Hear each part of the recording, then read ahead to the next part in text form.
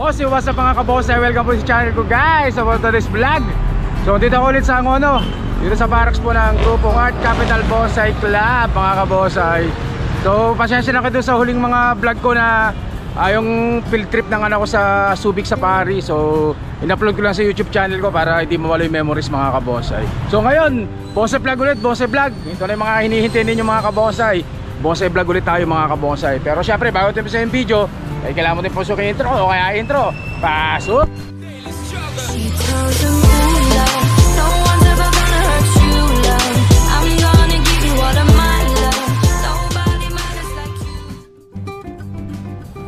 At ito na nga guys.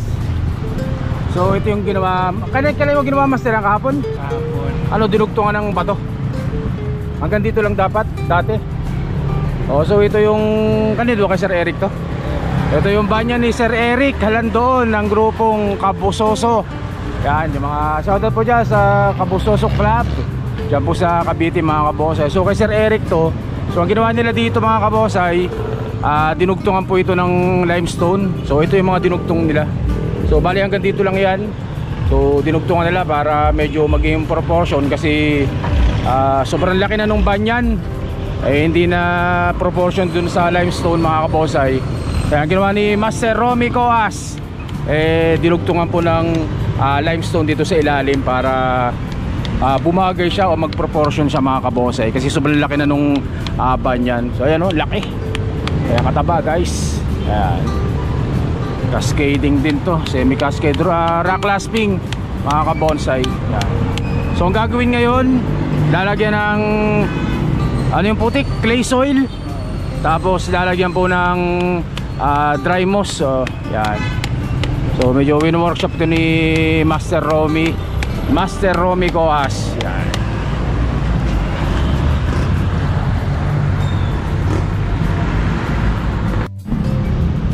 At ayun na nga guys. Sa mga kabonsay so dahil dinugtungan po itong bato. Itong nasa ilalim ito, dugtong po ito. Dating hanggang dito lang po yan. Yan. So ito dugtong to. So ang gagawin ni Master, ginagawa ni Master, nilalagyan siya ng hook o yung batong nasa ibabaw, yung batong nasa ilalim, ilalagyan ng anchor para hindi maghiwalay mga kabonsay kung sakaling magalaw siya, hindi siya maputol. Pero nakasemento po yan guys, nakasemento. Pero pagdating po ng araw niyan, hindi na po mapapansin yung semento na yan dahil gawa ng ugat, kakapitan niya ng ugat. Tapos pag nagkaroon ng lumot yan, magiging isa na po ang kulay niyan mga kabonsay. So hindi na mapapansin niya na dinugtungan yan guys. So ito yung aluminum wire para tawag dito, pinakang tali yan, tali.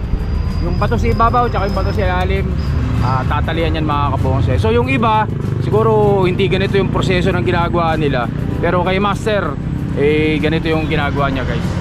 So hindi naman mabubulok yung wire na yan kasi bonsai wire din yung ginamit dyan. Yung aluminum wire din po yan mga kabonsay. 5 na aluminum wire para medyo malaki. So guys, tingnan nyo sa malayo. Kung hindi ko sinabi sa inyo dinugtungan yan, hindi halatang magdugtong yan guys. Gawa rin ng mga ugat yan. So syempre kasama natin ang master ng bayan, Master Romy Coas. Ayun, tumingin din. At ang idol ng masa, Romel Unidad. So ayan guys, bonsai vlog ulit po tayo, bonsai vlog. Puro Subic yung upload ko nung nakaraan ito, vlog naman tayo ng mga bonsai ulit mga kabonsai. So ito, medyo lalayo ko para mas makita nyo. Banyan po yan, banyan, ang laki. At dumating po si Sir Bilog. Kakaway ka muna sa vlog. Ayun So unti-unting nagdadatingin na po mga tropa. So muli shoutout po kay Sir Eric Halandoon at kay Sir Master Richard Tupil. Yan, kay Master Richard Tupil. Shoutout po sa inyo dyan. Nasa buong member pro ng Kabusoso dyan po sa Cavite. Shoutout po sa inyo lahat. Sana'y makapasyal po ang grupong Art Capital Bonsai Club dyan sa inyo para makapagkape na may bula.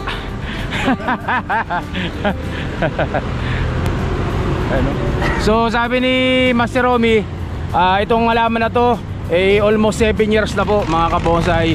Dahil nung maliit pa yan, siya ang nagkasanya sa bato. 7 taon na daw po yan, halos 7 taon na. At dahil lumaki na po yung halaman, lumaki na yung banyan, medyo hindi na po siya proportion doon sa batong maliit. Kaya dinugtungan po para magkaroon ng forma at maging proportion sa mga kabonsai, para mas magandang tingnan po guys. Yan.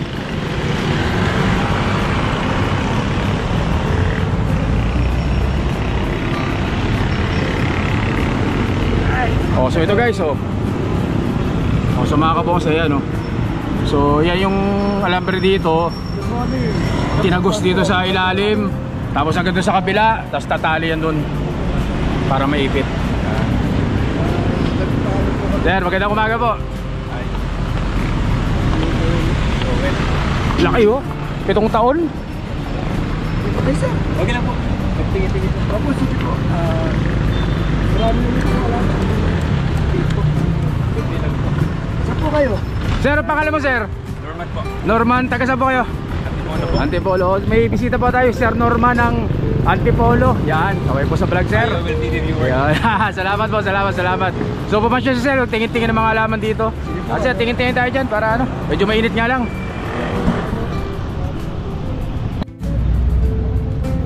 Awesome guys. Yan. Ay. Oh, so yan po yung ginawa ni Master ha. Yan po yung anchor ng yun sa likod. Yan, tsaka yung isa na yun. Bali dalawa po yan. Yan. Bali 4 na butas po yan. Tigda 2 butas mga kabonsai. Ibabaw tsaka yung ilalim na bato na bagong dugtong. So may tali rin po yan mga kabonsai. Para kahit galaw-galawin nyo po yan, eh hindi po yan maghihiwalay mga kabonsai. Kasi kung puro semento yan, may pagkakataon Master na maputol ano. Pag purong semento lang walang tali no. Kaya nilagyan ng tali yan guys. So tayo po yung nakakabala kay Master dito, kaya medyo lalayo tayo ng konti.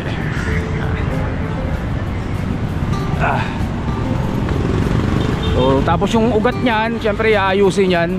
Ang tawag ni Master dyan ay susuklayin yung mga ugat niyan para may forma ng maayos. Tapos maya lalagyan po ng ano yan, ng anong tawag doon sa putik na yan? Ano tawag doon? Ang tawag doon sa bahay na clay soil yan. So lalagyan po ng clay soil yan mamaya. Tapos lalagyan ng dry moss o sphagnum moss yan mamaya mga kabonsai, para yung ugat niya eh hindi ma-stress, laging basa mga kabonsai. So ayan po, banyan na naka-rock clasping, o so yung iba ang tawag dyan naka-root over rack mga kabonsai. Pero mostly ang tawag rock clasping mga kabonsai. Yan. So syempre ang master ng masa, Master Romeo Coas, ang tumitira niyan mga kabonsai. Pasensya na kayo, medyo maingay. Alam niyo naman pag nandito sa barracks, dawa ng mga sasakyan dumadaan mga kabonsai. O so doon sa malapit po sa dito sa Angono, malapit dito sa Rizal, mga taga Binangonan, pag madaan kayo dito, diyan lang po yan sa tapat po ng Iglesia ni Cristo. Itong barracks po ng grupong Art Capital Bonsai Club, doon sa tinatawag din po na Triangle guys. At dito po sa outpost ng mga pulis. Yan, dito po sa Angono guys, sa may outpost ng mga pulis dito, outpost. Yan.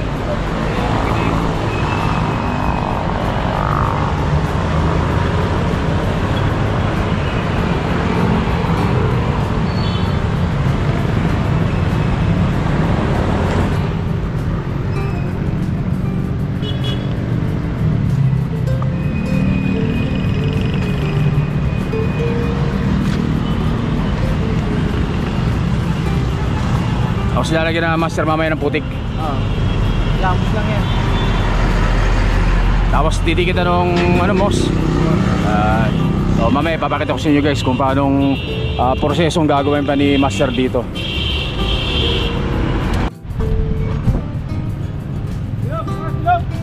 So yun guys, so ayan, nilagyan na ni Master Romy ng ano, tawag dito clay soil.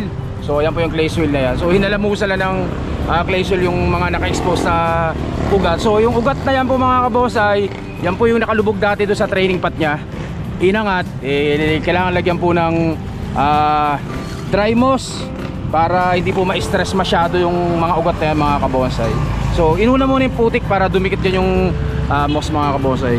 Asa na Master yung putik mo dyan? Paabot nga ng putik, papakita natin sa kanila. So mga kabonsai, so ayan yung putik. Yan, ito po yung guys yung putik na yun. So inalamos lang na ganyan yan guys. Yan o. So pinintura lang ng ganyan ni Master Omi yan, para dyan kumapit po yung moss na ilalagay mga kabonsay.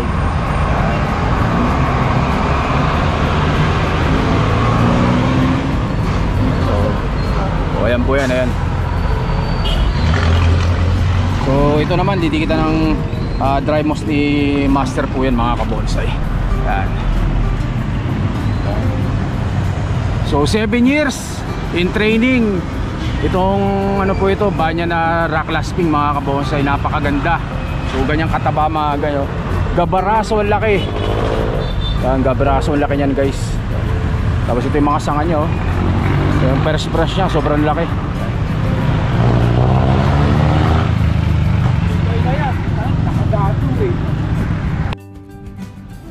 At yan na nga guys. Lalagyan na ng ano, ilalagyan na ng moss ni Master. Ito ang ating ano, project na rock clasping na banyan na dinugtugan po ng ano, ng limestone. So hindi ko inaabot yung paggagawa nila nito kahapon nila ito inayos. So, hindi tayo nakapunta dito. Kaya ito muna ang pagkakabit ng moss.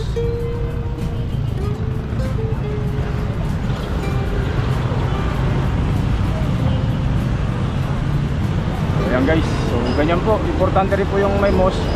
Ayan. Pero sa iba, syempre kanya-kanyang diskarte po yan sa paggagawa ng rock clasping. So yung sineshare po namin, o sineshare ko sa inyo, eh, ito po ang diskarte ni Master Robbie Coas.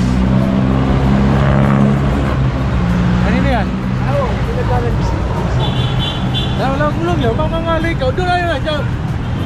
Pabi, yun na. Ilaw, dyan sa sulo.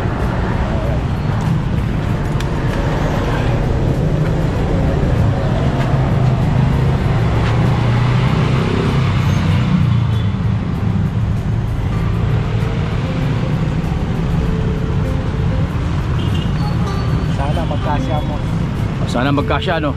Pero marami-rami pa naman, no? So ganda nito, ang ganda ng diskarte ng ganito. Kaya tayo, ako nagpaparami rin ako ng mga banya na yan. Medyo malilit pa lang sa ngayon, pero pag medyo laki-laki, pwede na natin magkasasabato rin.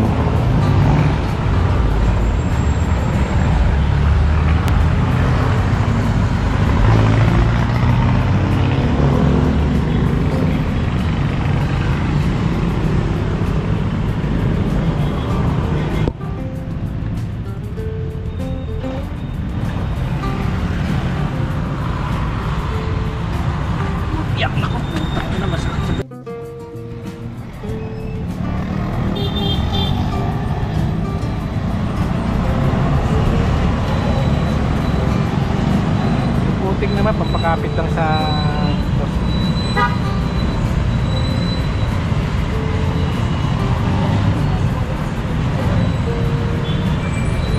Ayun, no? Kasya, marami pa. Kasya. Damos.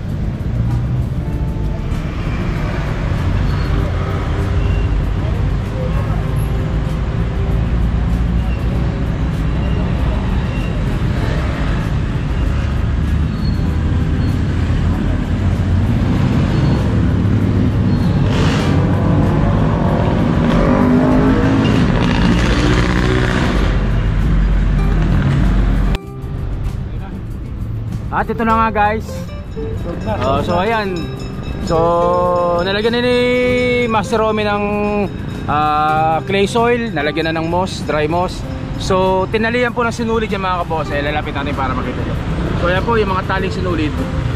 So yung sinulid po na yan, protection po yan para po yung nilagay na mga moss ay hindi po matanggal kapag magdidilig mga kabosay. So ano rin po yan, nakakatulong din po yan na makasipsip ng tubig para manatili po yung moisture o yung tubig dito po sa halaman natin. Although yung limestone sumisipsip din ng tubig, so ganoon din po itong dry moss para hindi po matuyo, kasi yung ugat po dyan mga bago lang, kaya hindi po kailangan siyang ma-stress.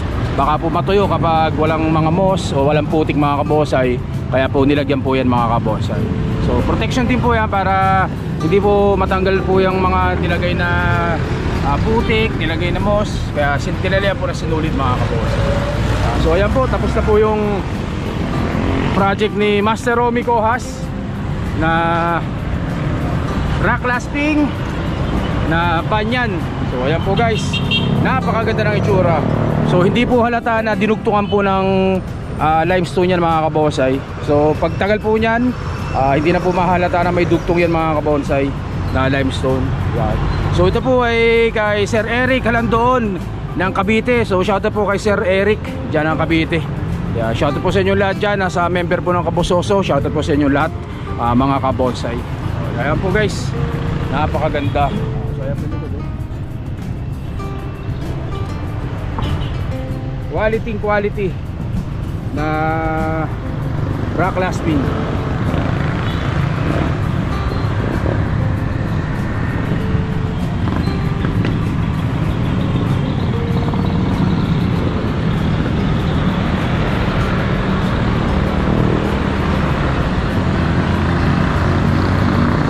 Dirang tela.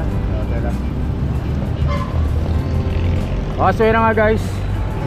So dinidilig na ni Master. Tapos mamaya babalutin na po ng tela yan guys.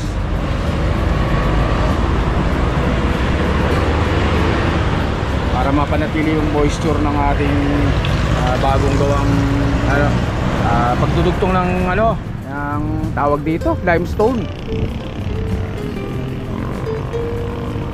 So yan po, kung hindi po nilagyan ng taling susulit dyan, malamang bubuho yan o maglalaglagan po yung mga putik na kinabit dyan, tsaka yung dry mousse. Kaya nilagyan ng susulit, kinalian guys.